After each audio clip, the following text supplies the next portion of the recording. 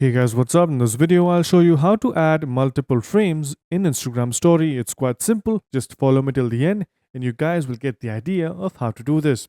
Once you're here in your profile, you can click on the plus symbol on the bottom to create your own story. Once you're here, you can click a picture so that you have a background to start with.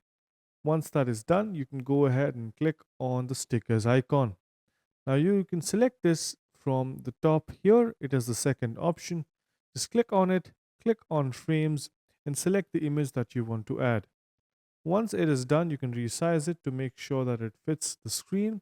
And then you can click on the top right corner to go ahead and save this. Once this is done, you can click on the X button. Go ahead, open up the thing that we just created and then click on frames again. Go to stickers, click on frames and select the other picture.